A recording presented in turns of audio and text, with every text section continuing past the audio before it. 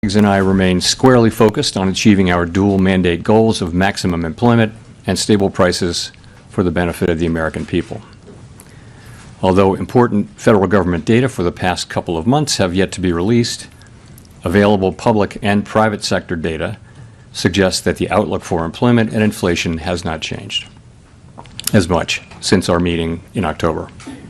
Conditions in the labor market appear to be gradually cooling, and inflation remains somewhat elevated. In support of our goals, in light of the balance of risks to employment and inflation, today the Federal Open Market Committee decided to lower our policy interest rate by a quarter percentage point. As a separate matter, we also decided to initiate purchases of shorter-term Treasury securities solely for the purpose of maintaining an ample supply of reserves over time, thus supporting effective control of our policy rate. I will have more to say about monetary policy and its implementation after briefly reviewing economic developments.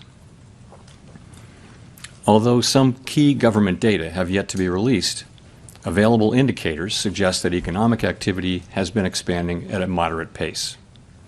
Consumer spending appears to have remained solid, and business fixed investment has continued to expand. In contrast, activity in the housing sector remains weak.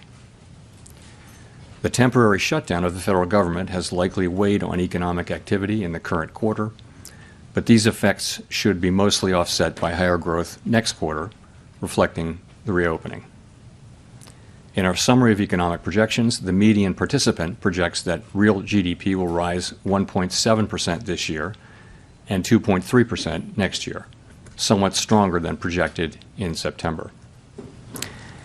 Implementation framework and ample supply of reserves means that the federal funds rate and other short-term interest rates are primarily controlled by the setting of our administered rates, rather than day-to-day discretionary interventions in money markets.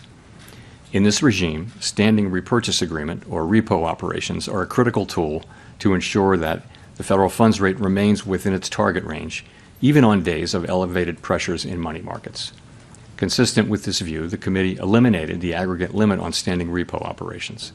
These operations are intended to support monetary policy implementation and smooth market functioning, and should be used when economically sensible. To conclude, the Fed has been assigned two goals for monetary policy: maximum employment and stable prices. We remain committed to supporting maximum employment, bringing our inflation sustainably down to our 2% goal, and keeping longer-term inflation expectations well anchored. Our success in delivering on these goals matters to all Americans. We understand that our actions affect communities, families, and businesses across the country. Everything we do is in service to our public mission. At the Fed, we will do everything we can to achieve our maximum employment and price stability goals. Thank you, and I look forward to your questions. Howard.